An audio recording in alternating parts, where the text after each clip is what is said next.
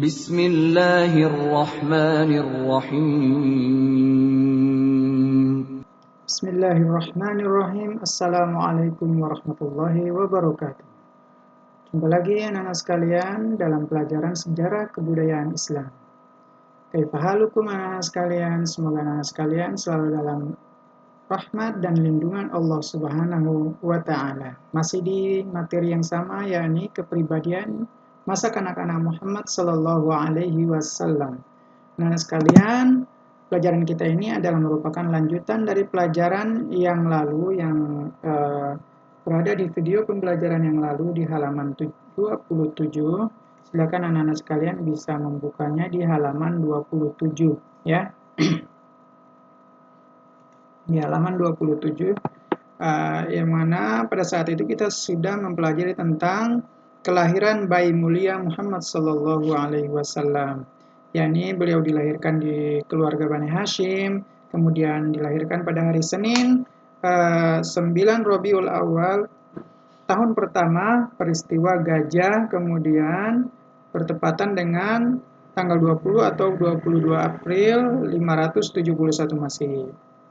Dan peristiwa-peristiwa irhas yang terjadi pada saat Nabi Muhammad SAW lahir. Kemudian untuk kelanjutannya pada halaman 28 silakan. Nah, sekalian bisa lihat di halaman 28 itu Abdul Muttalib sang kakek memberi nama cucunya Muhammad, yang mana nama ini tidak pernah dipakai oleh seseorang pun di masa itu, ya, yang artinya terpuji, orang yang terpuji, ya. Kemudian setelah Nabi Muhammad lahir, maka orang pertama yang menyusuinya adalah tentunya ibunya. Setelah ibunya ada seorang wanita atau perempuan bernama Suwaibah. Suwaibah ini adalah seorang budak Abu Lahab, ya, seorang budak dari Abu Lahab yang menyusuinya. Nah, di sini setelah itu Nabi Muhammad juga hidup dalam keluarga Bani Sa'ad. Kenapa beliau Nabi kita bisa hidup di keluarga Bani Sa'ad? Karena menurut kebiasaan masyarakat Arab bahwa bayi yang lahir akan diasuh oleh perempuan yang berada di luar masyarakat setempat supaya bebas dari penyakit masyarakat setempat. Nah, kemudian Nabi Muhammad SAW diasuh oleh Halimah As-Sa'diyah, ya, oleh Halimah As-Sa'diyah. Halimah As-Sa'diyah. Nah, sekalian bisa mengulanginya, Halimah As-Sa'diyah. Pada saat usia 4 sampai 5 tahun, ya, terjadi pembelahan dada oleh Muhammad sallallahu alaihi wasallam oleh malaikat Jibril, ya, membersihkan kotoran-kotoran yang ada di dalam hati Nabi Muhammad Sallallahu Alaihi Wasallam. Nah, jadi anak-anak Nabi kita, Nabi Muhammad ini hidup di dalam keluarga Bani Sa'ad dari bayi hingga umur 4 sampai 5 tahun. Ya, kemudian terjadilah pembelahan dada Nabi Muhammad Sallallahu Alaihi Wasallam oleh malaikat Jibril atas perintah Allah Subhanahu wa Ta'ala tentunya, ya. Itu pada usia 4 sampai 5 tahun. Anak-anak, kemudian dengan terjadinya peristiwa ini maka Halimah As-Sa'diyah, ya, merasa khawatir dan memulangkan Nabi Muhammad SAW ke pangkuan ibunya. Ya, kemudian bersama ibunya dari usia 5 hingga 6 tahun. Ya. Pada saat itu Aminah, ibu Nabi Muhammad SAW, mengajak Nabi Muhammad bersama kakeknya dan pembantunya bernama Ummu Aiman. Pembantu wanita bernama Ummu Aiman untuk pergi berziarah ke Yatsrib. Ya. Mereka pergi berziarah ke Yatsrib. Nah, Yatsrib ini, mereka pergi berziarah ke Yatsrib di kuburan Bapak Nabi Muhammad Sallallahu Alaihi Wasallam. Yatsrib ini adalah kampung atau yang kita kenal sekarang bernama kota Madinah. Ya, dahulu bernama Yatsrib. Ya. Setelah Nabi Muhammad SAW hijrah ke kota Yatsrib, maka berubahlah namanya menjadi Madinatul Munawwarah. Nah, jadi dalam perjalanan pulang dari kota Madinah atau Yatsrib ke Makkah, Aminah jatuh sakit. Aminah sakit. Aminah atau ibu Nabi Muhammad sakit dan meninggal dunia. Kemudian langsung dikuburkan di suatu tempat bernama Abwa tersebut. Ya. Abwa ini adalah tempat yang terletak di antara kota Madinah dan kota Makkah. Nah, akhirnya Nabi kita, Nabi Muhammad SAW pun menjadi seorang anak yatim piatu pada usia 6 tahun. Ya, jadi anak-anak Nabi kita Muhammad SAW sudah tidak memiliki ayah pada usia 6 bulan di dalam kandungan, kemudian tidak memiliki ibu pada usia 6 tahun. Ya.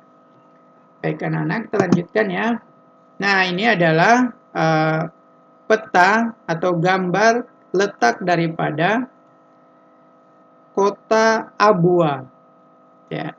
Di sini ada Madinah.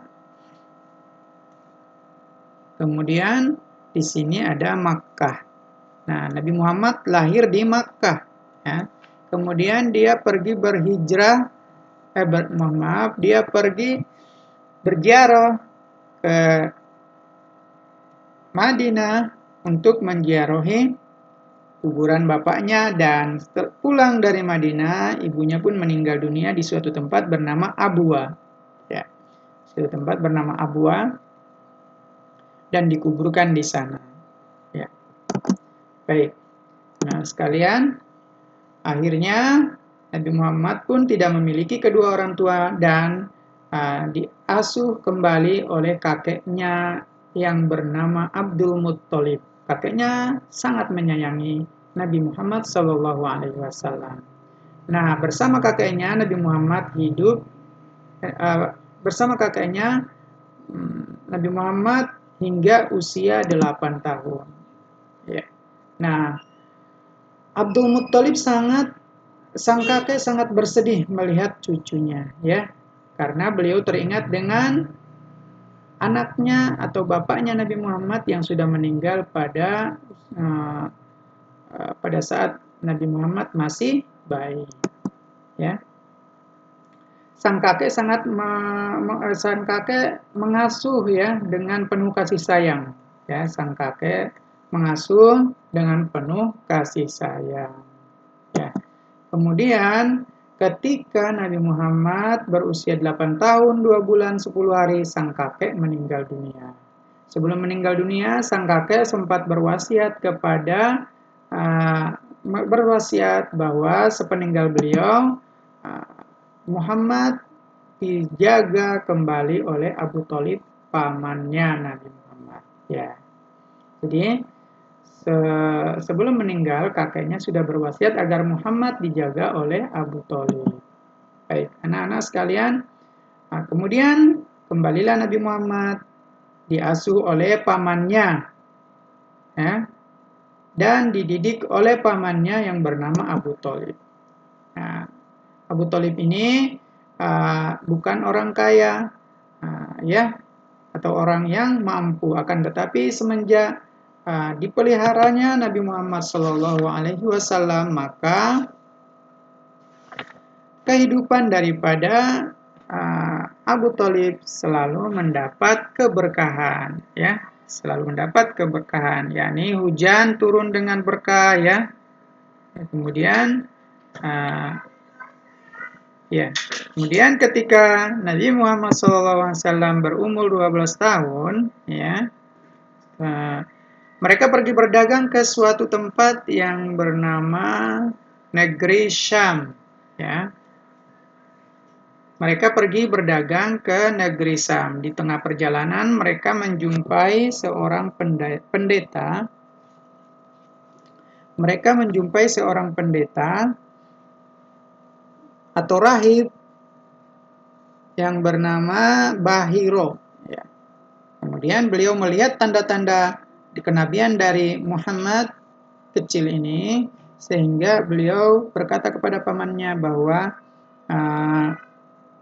anak ini adalah nabi akhir zaman.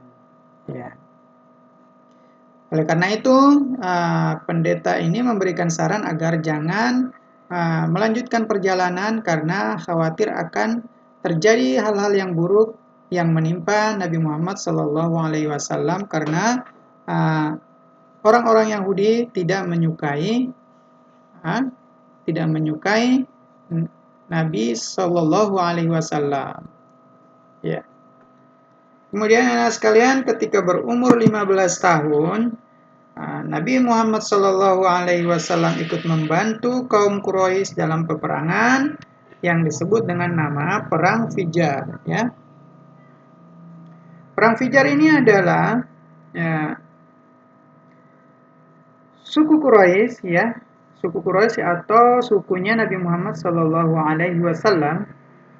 Mereka dengan sekutu-sekutunya berperang melawan Bani Kinana dengan Qais bin Ailan. Ya. Jadi suku Quraisy dan sekutunya melawan Bani Kinana. Ya. Bani Kinana dan Bani Qais bin Ailan. Kemudian pada saat remaja, Nabi kita Muhammad SAW bekerja sebagai penggembala kambing. Perhatikan anak-anak sekalian, jadi Nabi Muhammad ini tidak atau bukan merupakan anak yang manja, ya, semuanya selalu disediakan oleh ibu dan bapaknya. Akan tetapi Nabi Muhammad SAW selalu hidup mandiri, ya, selalu hidup mandiri, menggembala kambing, kemudian berdagang, berusaha keras, tidak meminta-minta, selalu kepada orang tuanya. Dan beliau pun adalah anak yatim piatu. Ya. Baik anak-anak, kita lanjutkan. Kisah kenabian, ya. Kisah menjelang kenabian Muhammad sallallahu alaihi wasallam. Silakan anak sekalian perhatikan di halaman 37. Ketika berumur 40 tahun, Nabi kita Muhammad SAW beliau melihat kerusakan yang terjadi di kaumnya, di antara kaumnya, membunuh, merampok, membunuh anak-anak wanita dengan cara dipendam di dalam tanah. Maka beliau merasa sedih dengan keadaan kaumnya tersebut, sehingga dia ingin berusaha untuk merubah kaumnya menjadi manusia-manusia yang beradab. Sehingga dia pergi di suatu bukit. Di sana terdapat sebuah gua yang disebut dengan nama Gua Hiro. Ya, diberikan gua tersebut bernama Gua Hiro. Di situ Nabi Muhammad berkhalwat. Ya, dia bersepi diri untuk berpikir bagaimana cara memperbaiki akhlak dan moral kaumnya. Sehingga Allah Subhanahu wa taala mengirim malaikat Jibril, ya, memberikan wahyu kepada beliau, ya. Wahyu itu wahyu yang turun pertama kali pada saat Nabi Muhammad berada di Gua Hiro, yakni surah Al-Alaq, ya, surah Al-Alaq. Ya. Surat Al-Alaq ayat 1 sampai 3. Jadi pada saat Nabi sedang berada di dalam gua, didatangi malaikat Jibril dalam wujud manusia dan memberikan atau berkata kepadanya, "Iqra." Kemudian Rasulullah menjawab, "Ma ana biqari," saya tidak bisa membaca. Kemudian Jibril memeluk Nabi Muhammad dengan erat, ya. Kemudian mengatakan kepadanya, "Iqra." Rasul menjawab, "Ma ana biqari," saya tidak bisa membaca. Nah, berulang hingga 3 kali. Kemudian Jibril melanjutkan bacanya. Iqra bismi rabbikal ladzi khalaq. Khalaqal insana min 'alaq. Iqra wa rabbukal akram. Ya, jadi setelah itu Rasulullah Shallallahu Alaihi Wasallam ya pergi atau meninggalkan Gua Hiro dalam keadaan ketakutan, ya, dalam keadaan ketakutan dan menemui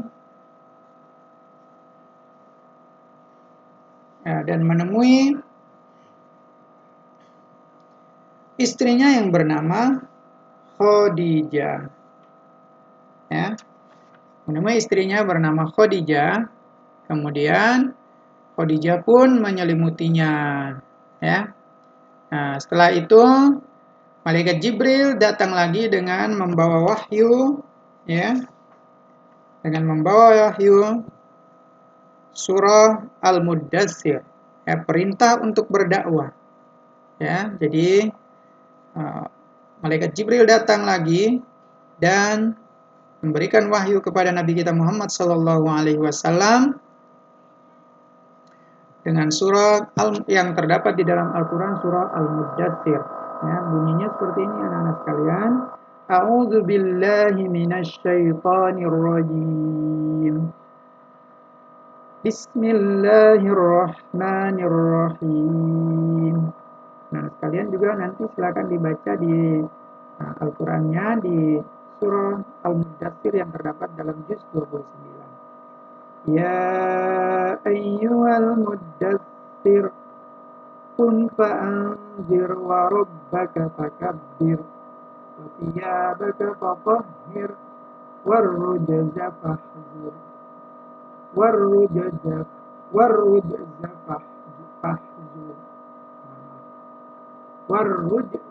warruj jadi ada qalqalah di situ, ya, warrujza fahjur. Itu adalah perintah berdakwah. Perintah berdakwah kepada Nabi kita Muhammad sallallahu alaihi wasallam, ya.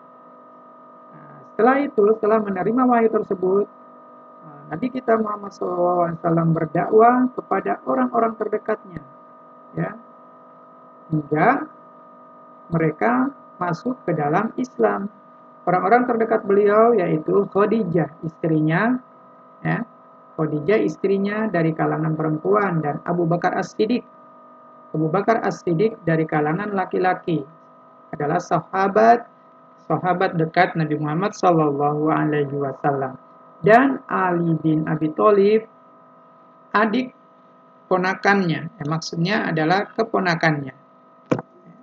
Mohon maaf, sepupunya, adik sepupunya, bukan keponakan. Sepupu Nabi Muhammad sallallahu alaihi wasallam, ya, yang merupakan orang pertama masuk Islam dari kalangan anak-anak, ya. Nah, setelah itu anak-anak sekalian, mula-mula Nabi Muhammad sallallahu alaihi wasallam diperintahkan untuk dakwah secara sembunyi-sembunyi. Ya, kemudian turunlah wahyu kepada Nabi Muhammad sallallahu alaihi wasallam untuk berdakwah terang-terangan, ya. Silakan anak-anak sekalian bisa lihat di halaman 43, berdakwah terang-terangan dalam surah Al-Hijr ayat 94. Fasda bima tu'maru wa a'rid 'anil musyrikin. Nah, ini adalah perintah kepada Nabi Muhammad Shallallahu alaihi wasallam untuk berdakwah secara terang-terangan. Jadi dakwah sembunyi-sembunyi, ya, kemudian dakwahnya terang-terangan. Maksudnya sembunyi-sembunyi adalah Nabi kita selalu berdakwah, ya, dari rumah ke rumah, dari rumah saudaranya atau teman dekatnya ke rumah yang lain tanpa sepengetahuan orang banyak. Nah, setelah itu Nabi kita Muhammad SAW mendapat wahyu, fasda' bima tu'maru wa a'rid 'anil musyrikin. Beliau pun berdakwah terang-terangan dengan cara mengumpulkan masyarakat kota Makkah dan menyampaikan kepada mereka bahwa agar supaya tinggalkan menyembah berhala dan sembahlah Allah saja. Nah, baik anak-anak sekalian, demikian pelajaran dari kita Ustadz. Ustadz mohon maaf atas segala kekurangan dalam penyampaian. Ustadz akhiri. Assalamualaikum warahmatullahi wabarakatuh.